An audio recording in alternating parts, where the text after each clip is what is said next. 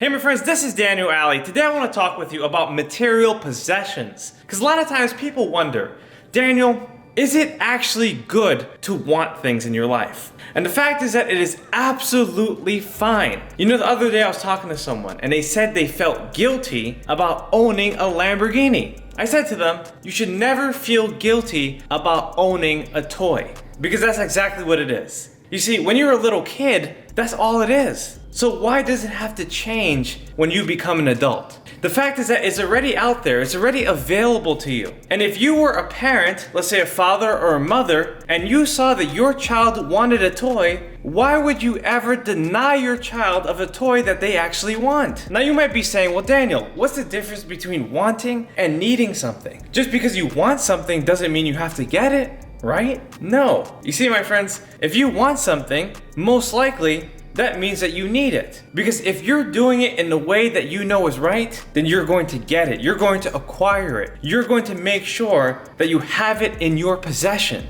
No one needs a big house. We want a big house because it's already available. We want a nice car because it's already in the parking lot. We want to have a lot of money so that we can continue to help people. And because we want those things, we know that we need it. We're only going to get the things that we actually need. And the things that we actually need are the things that we want. We want to need it, and we also need to want it in order to acquire it. Because there's more fun in aspiring and desiring than there is in acquiring. Because once you have it, then it's done, and you have to be thankful for it. Now, if you're unthankful for it, that's when greed can start to happen. That's when you can start saying to yourself, you know what, this is not enough. This car, this house, these clothes, this food, this everything is not enough. And then you become proud, then you become selfish, then you become a bragger, then you become an evil person because you love those possessions. You cannot do without it. You cannot separate yourself from the attachment that you have with it. And so that's when people get stuck.